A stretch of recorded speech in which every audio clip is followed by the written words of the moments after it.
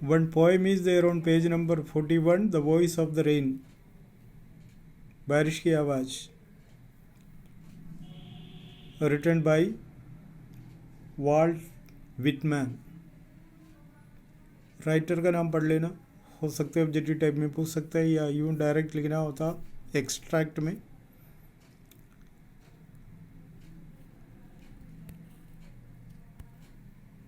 बारिश की आवाज़ कभी ध्यान दिया होता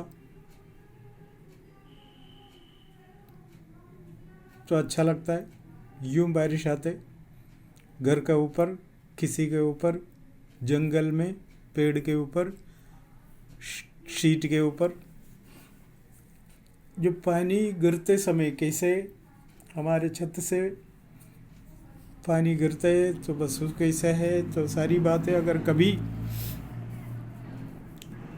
ध्यान दिया होता तो बारिश की आवाज़ के बारे में तो कुछ जानकारी मिलता। हमारी आदत है ये, हमें तो सोचने की आदत है ही नहीं, लेकिन पोइट लोग ऐसा नहीं है, वो तो कोई सा भी चीज़ उनके सामने आए, उन्हें मिले तो उसके बारे में बहुत गहराई से सोचता है। And this poem is a dialogue between the poet and rain. ये पोइट और रेन के बीच में जो वार्तालाप हुआ तो उसी का एक वर्णन है। उसमें पर्टिकुलर वर्ड का विशेष ध्यान देना पड़ता है। पूछिए कौन है कौन नहीं है, तो ध्यान से पढ़े तो पता पड़ेगा ये कौन है कौन। Okay, and who are you, art means are, thou means you. Who are you, आप कौन है। सेड आई, मैंने पूछा। To the soft falling shower, मैंने पूछा मीन्स वाल्ट विटमैन ने पूछा।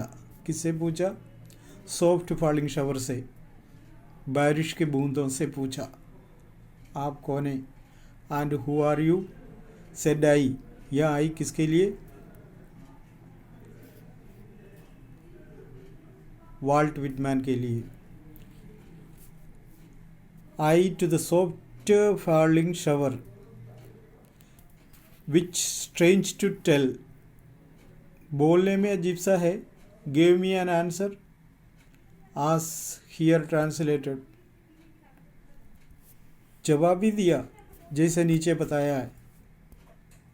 That means the poet asked a question to the falling rain.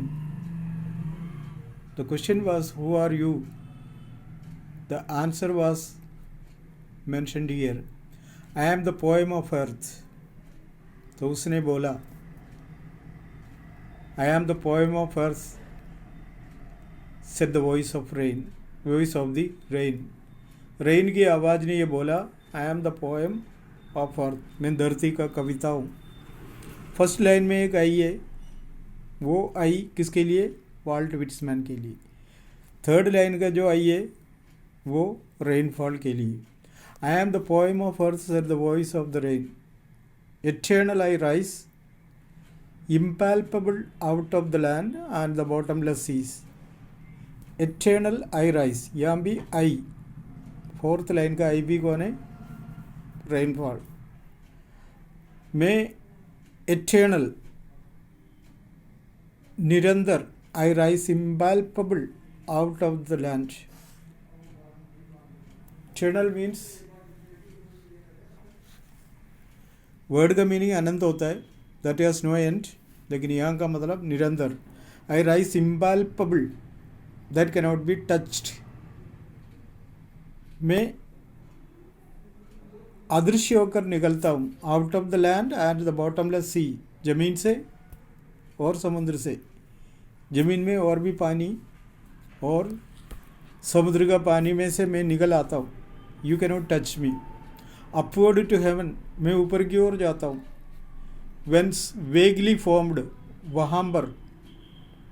Not clear, मैं तो पानी का वही रूप बनता हूँ। ऑल टुगेदर चेंज्ड, पूरी तरह चेंज होके दूसरा रूप लेता हूँ। भाप पानी का कण है और मैं वहाँ जाके अलग रूप लेता हूँ, बादल बनता है। और बादल के अंदर भी क्या है? पानी का कण है।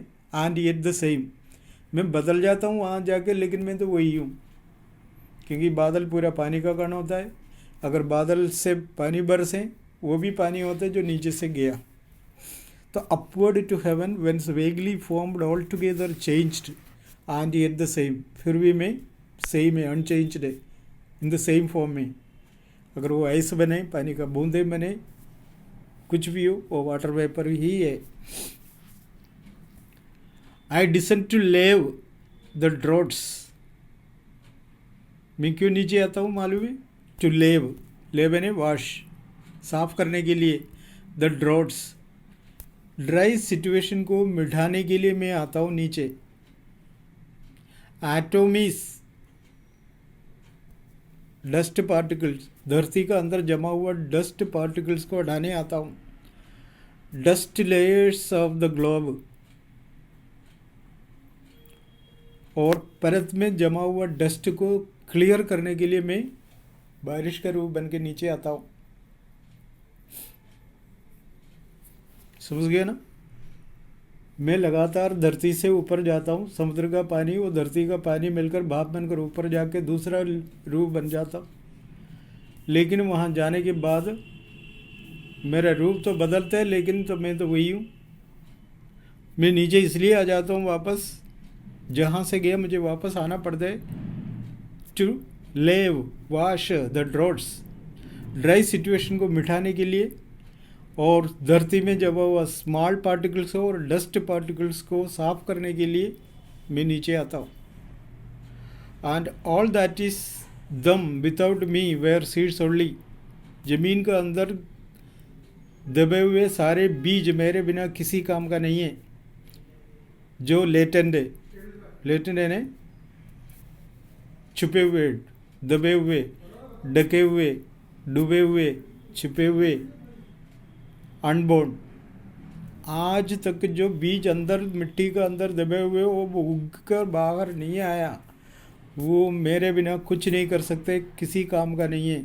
जब मैं जाऊं, धरती को साफ करूं और उसको सिंचाई करूं, फिर वो पानी नीचे जाएगा, अंदर दबे हुए बीज उसको काम में लेंगे और उसके बाद वो स्प्राउट होने लग जाता है।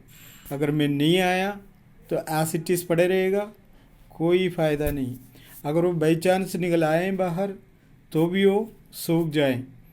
दैट मीन्स मेरे बिना धरती कुछ भी नहीं कर सकती, इसलिए मैं धरती में आ जाता हूँ। धरती में आके पहले उसके अंदर जो कचरा भरा हुआ है, जो अंदर की चीज़ को बाहर आने से रोकता है, वो चीज़ों को मैं पहले मिटा देता हूँ, साफ कर देता हूँ, और उसके बाद उसके अंदर दबे हुए जो बीज उग कर पेड़ पौधों के रूप में बाहर आ जाता। And for ever by day and night I give back life to my own origin, और दिन रात मैं प्रयास करके मेरा जो ओरिजिन है, बर्थ प्लेस है, उधर की ओर आने का कोशिश करते रहता हूँ। मैं ऊपर से नीचे धरती पे आके जिस लोगों को मेरा ज़रूरत है उसको दे के वापस मैं कहाँ चले जाता हूँ?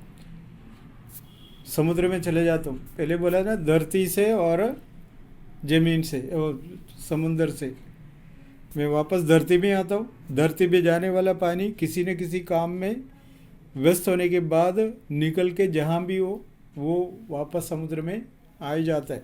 मतलब ज़मीन में भी आ जाता है, समुद्र में भी जाता है। And for ever by day and night I give back life to my own origin, मेरा खुद का ओरिजिन को मैं इस तरह से जीवन देता हूँ। And make pure and beautify it, मैंने इस धरती को और समुद्र को सुंदर बना देता। For song issuing from its birth place after fulfilment wandering, wrecked or unwrecked, duly with love returned, जन्म होने के बाद आफ्टर फुलफिलमेंट, मेरा काम पूरा करने के बाद इधर उधर घूमते रहते। नोटिस्ड और अननोटिस्ड, रक्ड और अनरक्ड मीन्स नोटिस्ड और अननोटिस्ड। मैं क्या करता हूँ? प्यार से मैं वापस आ ही जाता हूँ। मुझे कोई ध्यान दे या ना दे, मैं तो वापस आता हूँ। मेरे से बहुत फ़ायदा है। मेरे बिना धरती हिलेगी नहीं, लेकिन मैं इस धरती को सुंदर बना देते और मैं धरती में लोगों को नया जीवन देने के लिए मदद करते। और इस तरह से करके मैं वापस मेरे घर पे ही जाता। जैसे हम कोई सा भी काम के लिए निकल जाए, हम जहाँ से आया वहाँ चले जाते। ये मृत्यु से रिलेटेड भी बताते, मिट्टी से हुआ मैं मिट्टी से मिल जाता हूँ। ये जन्म के बारे में ऐसा ऐसे बोलते, मिट्टी से जन्म हुआ और मिट्टी में मिल जाता। और मैं समुद्र से जन्म हुआ, समुद्र से और ज़मीन से जन्म हुआ, तो वहाँ पर वापस आ जाता है। मैं खुश रहता हूँ, दुनिया को जो खुशी देना है वो दे के मैं वापस मेरे घर पे आ ही जाता हूँ। जैसे हमारा जीवन, जन्म, मृत्यु सब कुछ इससे जुड़े हुए होता है। और इस तरह से एक कन्वर्सेशन है।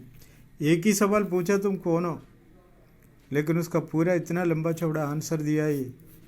कभी को बोलने का मौका ही नहीं दिया, चुप रहा कभी। आप क्या समझते हो मेरे बारे में? ले सुन, मैं कौन हूँ बता दूँ।